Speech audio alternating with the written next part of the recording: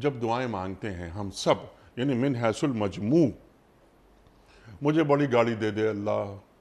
مجھے بڑا گھر دے دے اے اللہ، مجھے اس سوسائٹی میں ایک پلاٹ دے دے اللہ، تو اللہ سے دعا مانگی جائے اس سطح کی کہ میں اللہ سے کیا دعا مانگ رہا ہوں، تو اللہ سے دعا مانگتے ہوئے سب سے بہترین دعا وہ کون سی؟ دیکھیں حدیث پاک میں رسول اللہ صلی اللہ علیہ وسلم نے فرمایا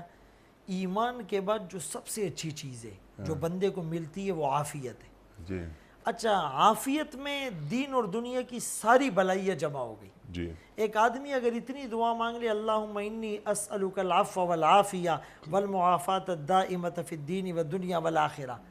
اس میں ساری چیزیں آ گئی۔ اور علیم اور خبیر کو تو سب پتہ ہے، لیکن یہ جو حدیث پاک میں الفاظ آئے نا جوتے کا تسمہ بھی مانگو، ٹھیک، تو اس سے یہ ثابت ہوتا ہے کہ ایک آدمی اگر اپنی خواہشات کو اس طرح جو ہے وہ واضح کر کے بھی مانگنا چاہے، اللہ مجھے گھر دے دے، مجھے گاڑی دے دے، میری اچھی جگہ شادی ہو جائے، مجھے اولاد دے دے، مجھے مال دے دے، مجھے وہ فلاں نوکری اور فلاں عہدہ مل جائے، میرے کاروبار میں ترقی ہو جائے، تو یہ بھی مانگ سکتے ہیں، اس میں کوئی ممانعت نہیں ہے۔ لیکن عافیت کی دعا جس میں ساری خیر اور بلائیاں، اور جسے ہم کہتے ہیں کہ دریا کو کوزے میں بند کر دیا، وہ عافیت کی دعا ہے۔ سبحان اللہ، سبحان اللہ۔